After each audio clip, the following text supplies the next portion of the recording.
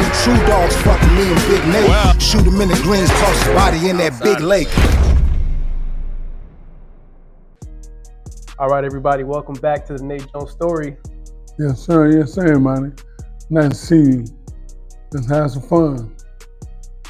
First of all, thank you for coming up on here live with us, live from the ABC Boxing Gym over here on West Division. Yes, sir. How's it feel to be you today? Feeling good, man. That's great to hear, man. We know you're just getting back in town from an awesome fight, man. We want to hear some details, man. What's been going on? Well, I've been just got back from Philadelphia, training a young man by the name of the real deal Dylan Price, 118 pounder, still fighter, on his way to being a champ contender, we should be fighting for a title our next couple of fights, so we're on our way. Okay. That's the up and comer. How would you describe his fighting style? How would you describe his achievements? Well, he's very crafty like myself, and that's the first thing I noticed about him when I first met him. 10 years ago when he was a young man trying to make the Olympic team, and watching him come up when I seen Sean Simpson, Shamondre Thompson, Bill Spence, with them guys, he was a junior, and he was dominating him and his young brother, and I always liked him. I thought he was very crafty, and always stayed in contact with him, and one day his father called me and asked me that they want to accept me into the camp, and I said, yes, let's go. And I've been there ever since. That's awesome. The last update we had a second round knockout, so congratulations to you guys. We definitely see many more successes coming y'all's way, so yes. Keep it going, man. What can fighters expect to gain from your training and your experience? Because it's obviously working for this fighter in particular. Because, well, I know the game, you know what I'm saying? When fighters look in my eyes, they can tell I'm telling the truth, and they know my substance is real. So that carries a young man a lot. When you got someone tell you a story and it don't add up, when you got someone that telling the truth and from their experience, they've been all over the game, you know they're telling the truth. And it's hard to that's the big thing in the sport when it's real. When you know the game, you teach from experience, not teach from a book or teach from what you heard. Teaching the game from experience and looking them young men in their eyes and making them believe in themselves. That's what happens the most. Absolutely. Speaking of experience and speaking of firsthand experience, we were just talking about your achievements at the Olympics, and we actually had a fan that commented on your channel that was wondering what your favorite memory from the '96 Olympics was. What was the difference coming back with that medal and coming back with that level of honor and respect? How do you feel like that made a difference in the community? Well, when I'm coming up, I always wanted to be one of the top guys in my neighborhood in sports. I wanted to be one of the Allen Glover, the William Gates, the Antoine Gillespie. I wanted to be that guy, but I wasn't. When I made the Olympics here, it made me feel like I was bigger and better than all of them, because it put an urge in me that I wanted my name to one day be in the newspaper from sports, and boxing gave me that dream, and I did it, and it felt so good to be accomplished. But when I came home, everybody wasn't happy for me, and once I noticed that, I seen the older people in my neighborhood, the old lady, you know what I'm saying? Miss Marion Stamp, she was happy for me. A lot of my friends wasn't. And I started noticing the difference. And it made me say, like, man, she happy, but he's not. He is, but he isn't. So it just made me recognize that and really focus on myself. Everybody wasn't happy for me. And when I seen that, this made me stay more focused and dedicate myself harder in the game. And try to get to that point of being the heavyweight champion. And it was very, very, very, very important to me to get that far. I kind of did. Absolutely. I mean, that doesn't occur to a lot of people on that grind, on that road to success. Is that the intentions behind those eyes, or whoever it is around you, what's going on and what they expect of you or what they don't expect of you. and you overcoming that. So for you personally, who would you say were your greatest supporters in that time in your journey? Oh, my mom, my twin sister, in the city that I did it, in the city they can touch the medal and see what I've done, and that's gonna mean so much to me to be able to show it to the young men and young ladies in our community, show them the dream of them doing the same thing as possible. So that's the biggest thing, man. I can't wait to have that medal in my hand. It's been over 20-some years I ain't seen that medal. I gave it to my sister, and God's gonna give me another one. I'll be able to show the kids and be happy, and it'll be the biggest day of my life, man. So I'm going to that ceremony in Indianapolis, picking up my medal, and I'm gonna be the happiest man in the world. This is on May 18th, the Indiana Boxing Hall of Fame. Yes. And is this an open invite? Can anybody show up to this event? Yes, anybody can show up. I will get more in the details and we'll put it on my page. But in the next upcoming days, we'll have all the information for you. But yeah, come on out. Indianapolis, Indiana. We'll be inducted in the 2025 Indiana Boxing Hall of Fame. I will receive my medal at the 2024 inductee of the Hall of Fame. I will be there as a representative for next year. So I'm gonna have some fun and hang out and come back with that medal so I can let these young kids and these young men touch it and feel it. And know that it's possible they can do the same thing. Absolutely. Big congrats. Yes. It's good to get recognized. That's what's up. Thank you. So now that you are considered an expert, I would say, and I'm sure all of your peers among you would say the same thing. You know, you're definitely experienced and you definitely know what you're talking about as far as professional boxing is concerned. What happened with the Ryan Garcia and Devin Haney fight? Well, it was so many smoke screens thrown in there that Ryan them distracted Devin Haney, and Devin Haney fell for the trap. He just knew he was gonna knock him out. Almost everybody in America thought the way Garcia was acting that he was on drugs and everything. No, Garcia was training. He hit you with the rope-a-dope and you fell for it. And you came at him like he couldn't punch. And you forgot that you was fighting a puncher. And he caught you and knocked you out. I think Devin's a better fighter than him. I think Devin needs some fine wine tuning. I think Devin, next training camp, should have Nate Jones as his trainer.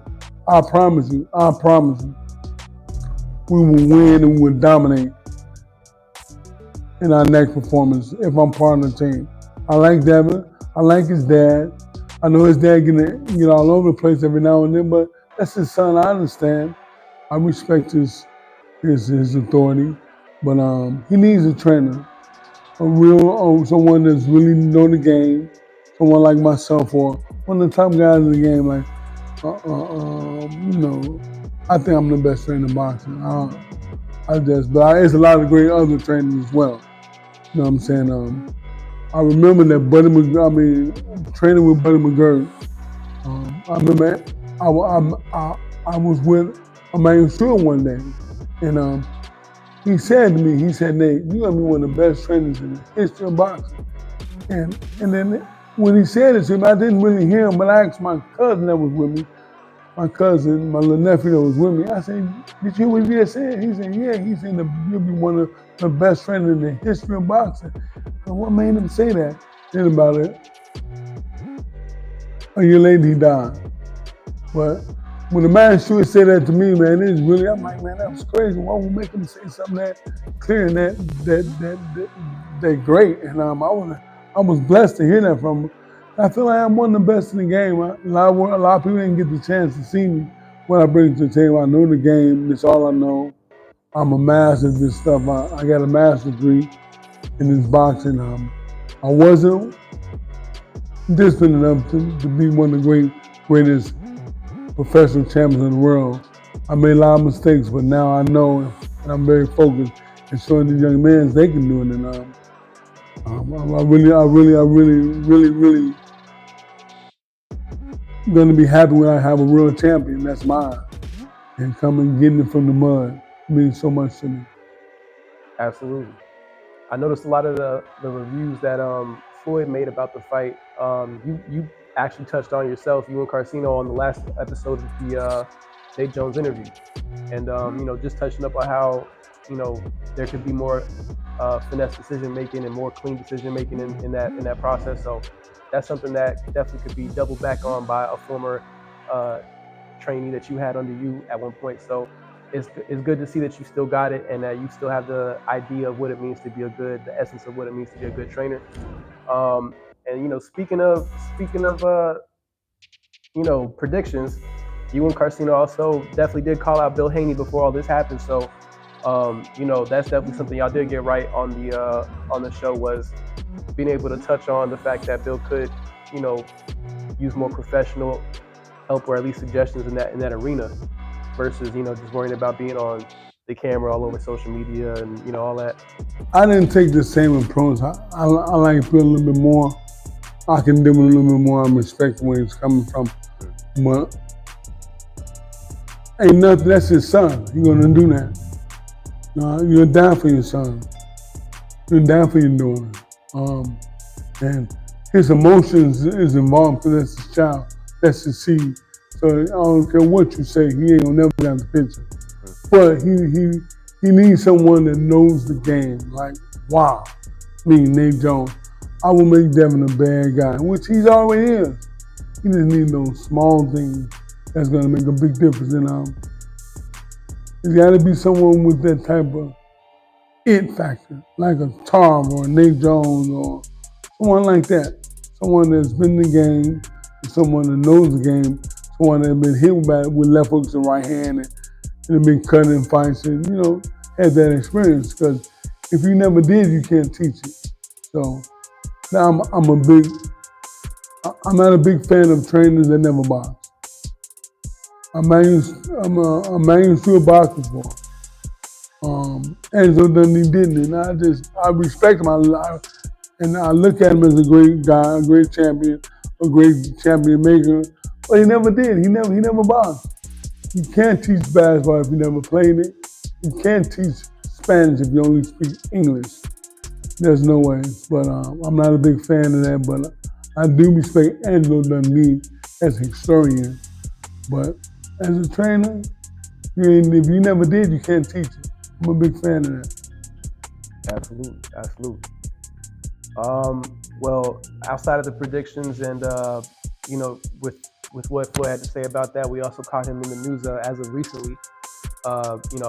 Thankfully, we got a little bit more coverage from Rick Glazer, Gervonta, and Tank Davis saying that he may be being held by authorities in Dubai for unpaid debts. Floyd, I don't know the details of that, but Floyd like money. And Floyd do a lot of business moves all over the country. He's a businessman. I hope he take care of it, handle it so he don't make himself look bad and have a lot of people talking shit about him. Get it done, give them their money. You got plenty of it, pay them. Take care of your bill. And get it over with and come back to America. That's it. I wish the best for him though. Absolutely. Definitely enough said on that. Are there any fights in particular coming up that you want to pay some special attention to? Got you excited? I'm looking for Earl Spence back in the ring. I think I want to see him. I don't think he don't need that big guy, that 6'6" guy. He don't need him. I think he needs a different opponent. I think he needs to get himself in shape and get himself back in rhythm. Then he can fight the guy. I think he'll make an ass of him. I think he'll walk on, he'll run him down the commode. But if he fight him now, I think it'd be a bad look for him. It could be a bad look for him, but get back in the game, Earl Spence. You're a great fighter. I believe in you. I like you. I respect you. So just do it a little bit more smoother. Don't take the big fights right now. You know what I'm saying? Come back in the game, learn from your mistakes, learn from that ass whooping, because the ass whooping can humble you. And I know that Crawford fight humbled you. And but I like you. I think you still come back. I could see you beating anybody, anyone, including Crawford, if you're on top of your game. So come back. I know you from the amateurs. I'm a phone call away if you need me. Handling business, my brother, and stay great. Now, for anybody watching, you're more than welcome to ask questions. We have Nate live. This is not an edited, produced production. We have actual, in the flesh, digitally transpiring on the YouTube James Tony, right come now. on the podcast. Yeah. I want to fight you in an exhibition. Hey man, I'm gonna tell you something. I want to fight James Tony in an exhibition. Let's have some fun, man. I used to kick your butt, but you used to kick mine. You used to give us even good work. We both was good fighters.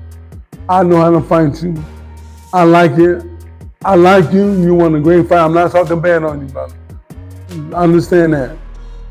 But I want to fight you in an exhibition. Let's have some fun. We can choose to go all out, or we can choose to be safe.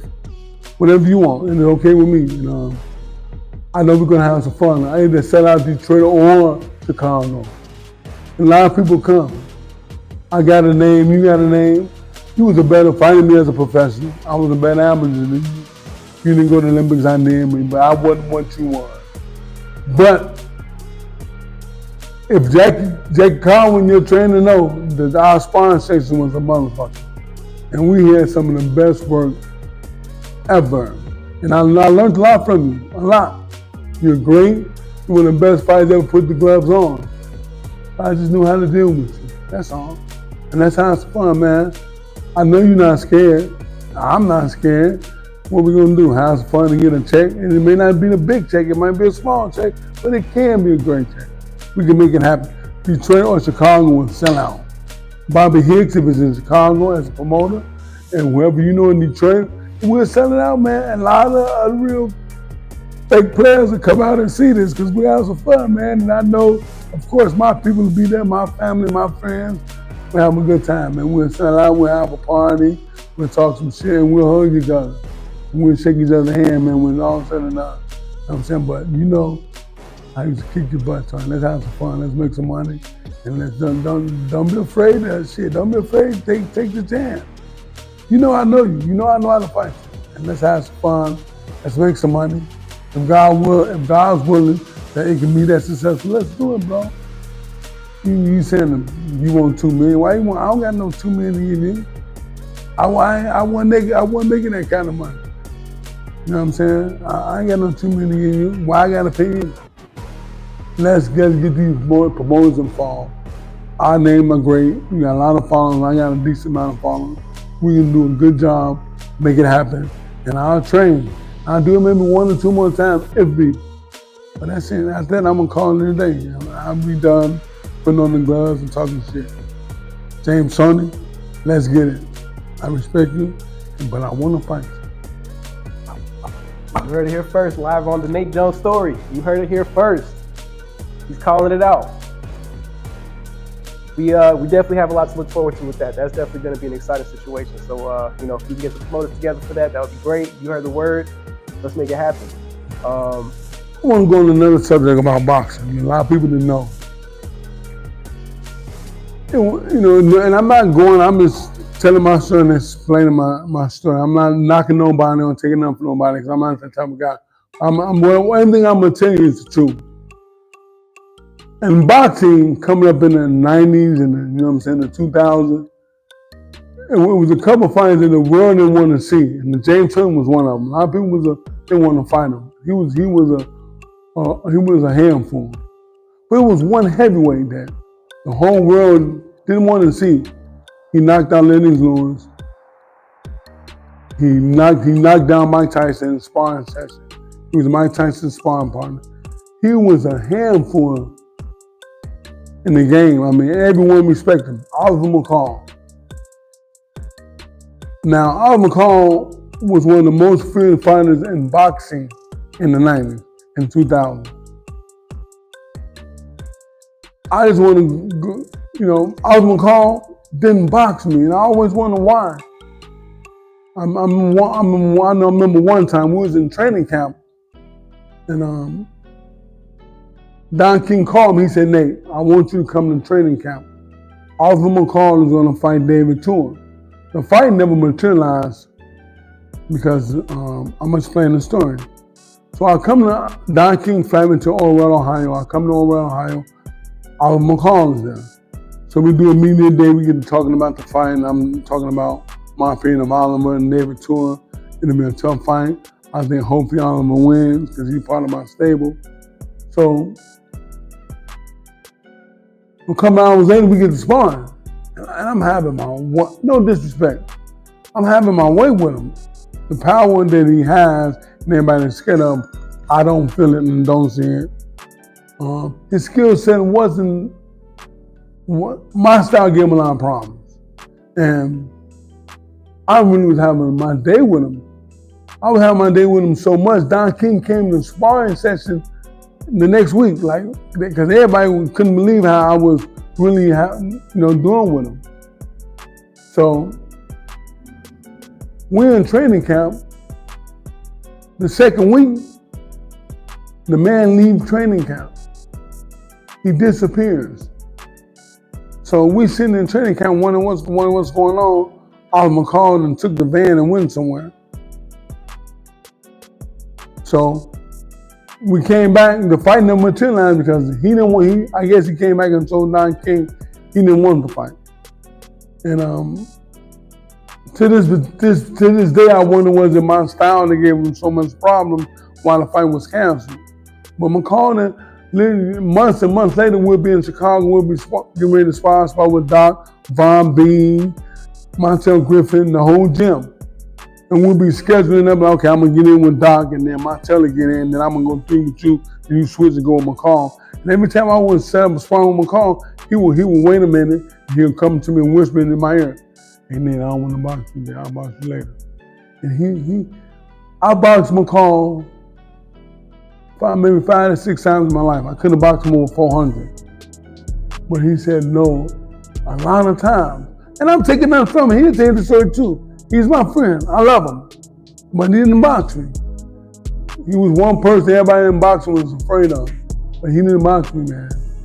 And you know what I'm saying? And I had my way with him like I had my way with Tony. They two of the best fighters that ever put on gloves. And I was something different too. McCall we'd be in the ring sparring, and McCall would just jump up and down like, God damn, you strong, man, you're strong, goddamn. I'm like, what are you scaring me for, bro? Like, what are you jumping out of the ring in the middle of the sparring and you just tell me how strong I was? He would just scream at me like, God damn, you strong, man. I ain't never seen nobody like you. Strong as fuck. And he didn't like boxing me, you know. I know I'm strong and crafty. And that's a cold mix if you know how to do it. You gotta put it together. When you got a lot of people to know, I'm not a big guy, but I am gorilla strong. Strong. Out of this world. Really, really, that was my best asset that the world didn't know. They thought he's short, crafty, slick, and I'm strong. And I believed in myself.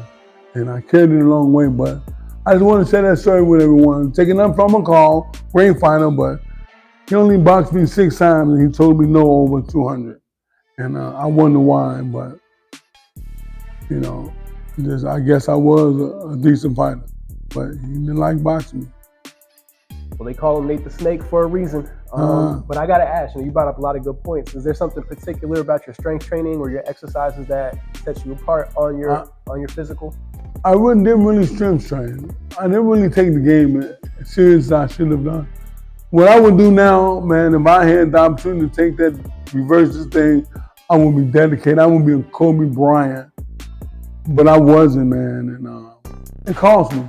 And Floyd he worked hard, he wanted it so bad, he could taste it. And I just was the champ in the hood, kicking and drinking, hanging with the guys, and I partied a little bit too much, and I was famous. And Floyd wanted to be great, I wanted to be famous, and they caught it with me. And I regret it. But if I can take him out of hands at times, oh God, I would be so dedicated to the game. Oh man, I would have been a world champion, the cruiserweight. I would have dominated the cruiserweight, but you know, I just didn't realize.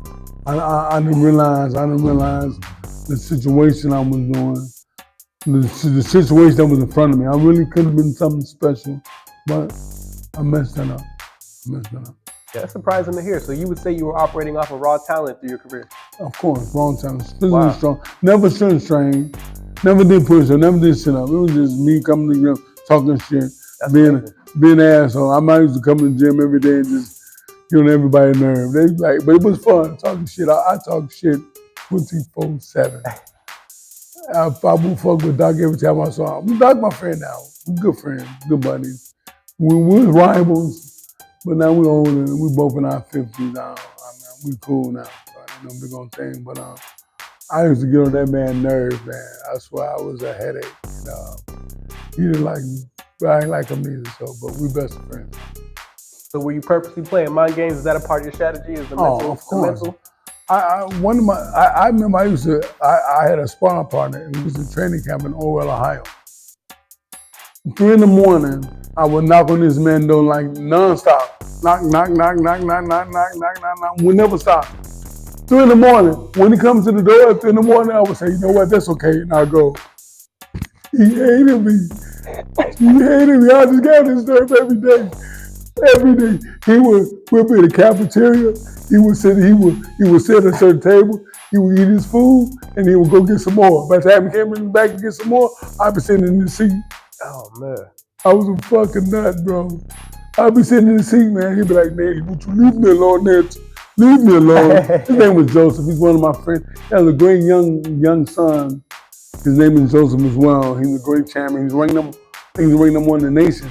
16 and under. He was bad boy, and his dad was something else. I stay on his nerve every day, man. I bother that man. The man, and I would spar him and kiss him on the forehead. He couldn't hit me. I was a nut. It was a man. I really aggravated that man to the core. That was one thing I did a lot. I aggravated a lot of people. I was an asshole, and now a lot of my friends, some said, "Nate, you was an asshole." I said, "For real?" And I thought about it, and I won. And but it was bitter being dark-skinned, you feel like you wasn't gonna make it in life, and seeing your projects and thinking everybody gonna be the same. I wanted to be special.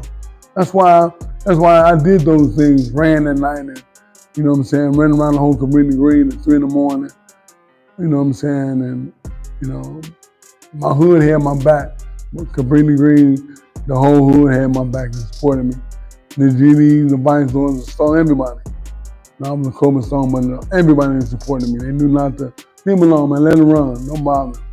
And I came back with a medal. I'm so proud. That, but if it wasn't for the Cabrini Green guys loving me first, never know where I would have went. If they didn't love me first, you don't know what could happen to me. You would never see the limits. So I probably wouldn't have made it. A lot of people that love me in my hood, man, supported me and liked me so much. And even the opposite gang, leave them alone. And I really, really respected that. That's what's up. That's important. That's what's up.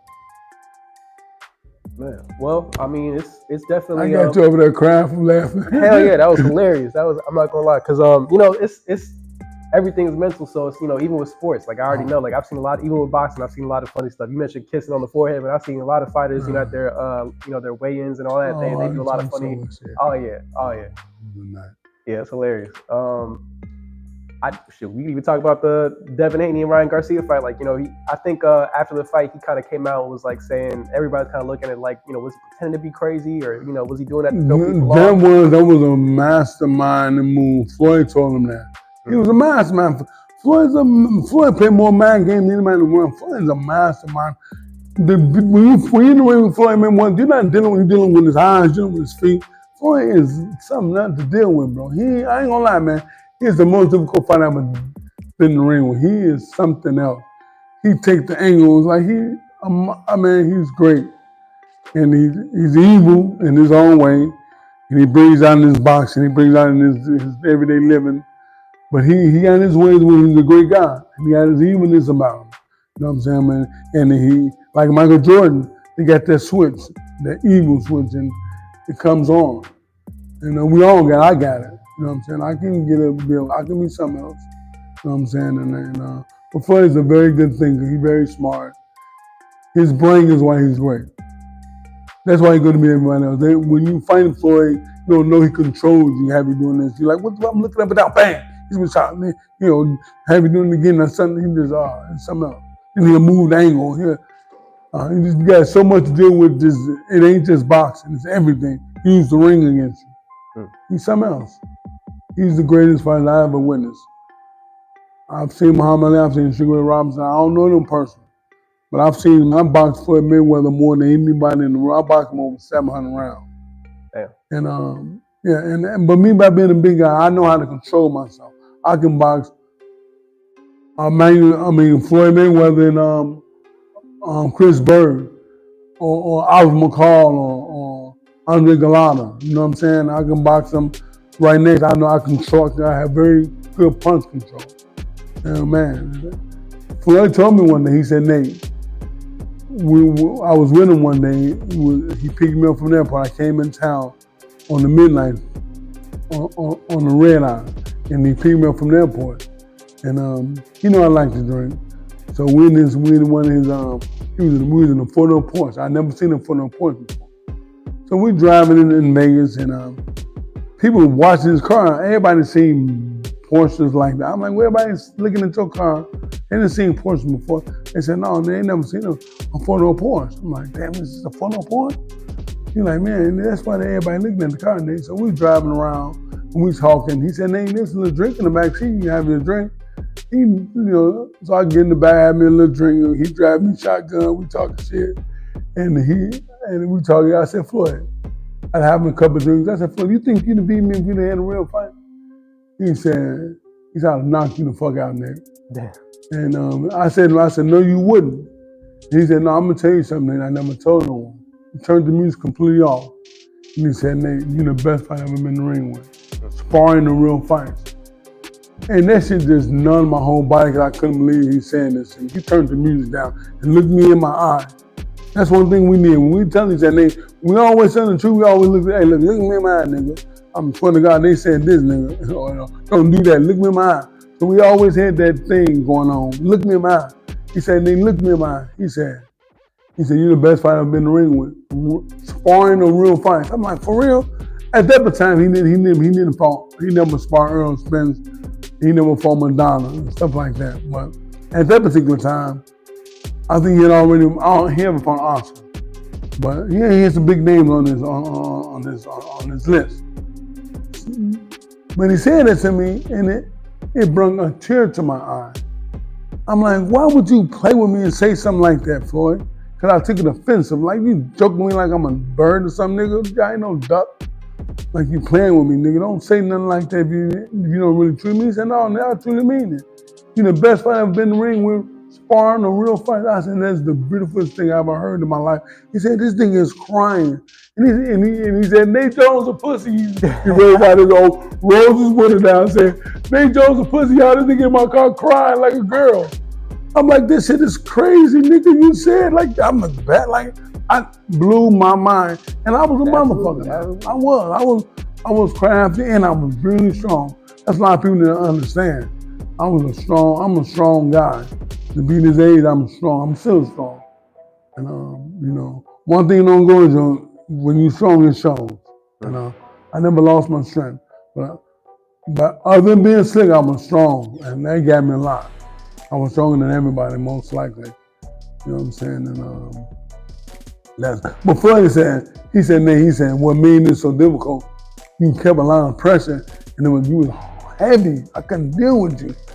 But it was what he wasn't getting, and it made him a great fighter. Cause I got good feet, and I'm strong, and so he couldn't outdance me. I could catch him in the ring, and that made it more tougher for him. But he was slicker, craftier. The one thing I did with Floyd, since he don't box no more, I'm gonna say this much. The one thing I did with Floyd, and a lot of people, I took his thinking away from. I attacked him at a rapid pace, where he couldn't think. He didn't have no time. He was all staying on him. So when I did that sound with him, I had a better time with him. When I let him load up and get thinking at his head, his brain get to working, then he'll dominate you.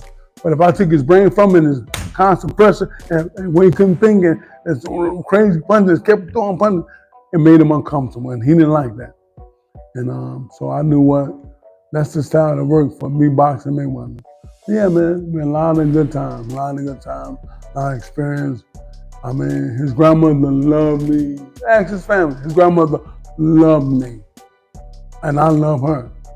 You know what I'm saying? And You know, I remember I went to her funeral when she passed, and you know, Floyd don't go to funerals. You know, he paid for me. He don't go to funerals. Then I don't go to funerals, man. I can't take it. So I respect them. So I drove there. I got in my car and got him and drove to Grand Rapids.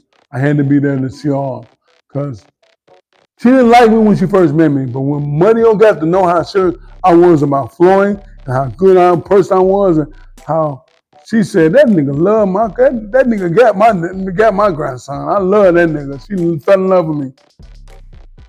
And I remember one day she was getting up in age and her dementia was kicking in. And she was in Miami, and Floyd was at a skating rink, and Floyd had her around just to get her mind off stuff and trying to help her out. And they said, Nate, here go Mario. She wanna, you remember? She was like, they said, hey Mario, do you remember him? And she said, yes, I remember Nate. She said my name, Right. and it brought a tear to my eye. And it brought a tear to, you know, her niece and nephew that was with us. And it was beautiful, man.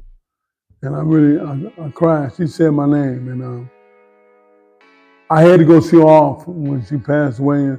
And Floyd gave me a text while I was in the funeral. He said, "Thank you for being there for my family, Nate," and it meant a lot to me. And I turned around and went home. They were taking a long time to do the repast. I was ready to get something to eat, but they were taking too long, and I had to get back. And, I stopped off at my favorite restaurant, Popeyes. Hey. Had to pick up all the A-piece you did for the road, and I went on back home. But yeah, I went to see her off, and it meant so much to me. I just wanted to, you know, being there to represent myself and my family and represent Floyd, because I know he don't do for me. And it meant a lot to me, a whole lot. That's what's up. It makes sense that y'all have more of a, you know, outside the professional bond, y'all had a familial bond too. So that's what's up, man. It's definitely good to have that. And for him to keep it real with you like that and tell you, you know, you're the best. That's deep, I don't lie. One thing about me, I don't lie. I'm brutally honest. You know? Absolutely. He'll commit to it. He'll tell the truth, but I don't lie, bro. Absolutely. Yeah, 100%. I definitely have one more question for you.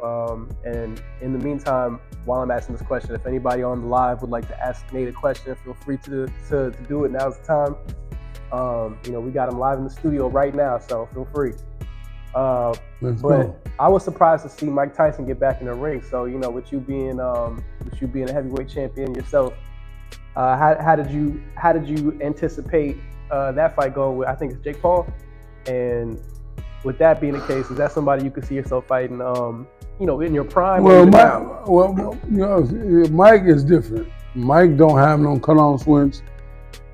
We're close in height. I will have to, if that was to happen, I would need 9 months. Because I would have to get my mental right, and then it'd be dangerous. Yeah, I need more time for that one, but he will be something. How would I find him? I don't know yet. I never. We're similar in height, so I will have to find a way to find him. I think I will have to. I don't know. That'd be dangerous, but I'll take the challenge. But I need 9 months. I need 9 months, or I couldn't do it. Yeah, that's more than fair. Yeah. I definitely remember, you know, studying your older fight videos on YouTube. You know, you handle opponents even if they even seemingly bigger than you in the ring. You handle them. Your weight class doesn't necessarily match your fighting style because you are a lot quicker with the way you. And I see why they call you the snake, because you do strike. You have very agile movements, very calculated, and very swift movements for somebody who's in that class. That's one thing. If you're going to be in that class, you know, speed is definitely going to be your friend in that class, and that's something that you definitely can take an approach on. If you're keeping up with somebody like Floyd, and that's a that's definitely going to be an advantage on your end. But you know, just being able to take the stuff that you would put in your training with other fighters, you know, giving that to yourself, I'm sure will be skyrocketing you to another dimension, man. So. Well, I almost cried. I knew that, and by me not being a bigger man, I knew that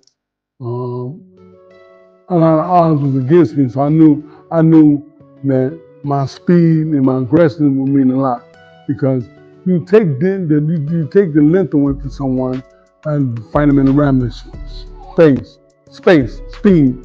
So if you're taller than me, if I attack you at a rapid pace, I kill the inches at a quicker pace, and it makes you fight me more. And I think my fight is bigger than your size.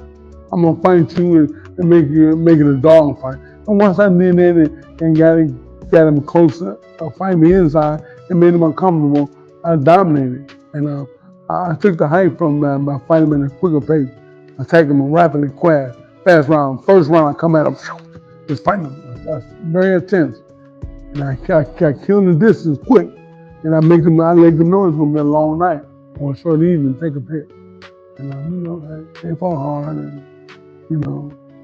I had that short man complex and I just really wanted to be better than everybody. And I really didn't, I always said prayer to God, all right, God, don't let nobody hurt me, and that was my favorite prayer.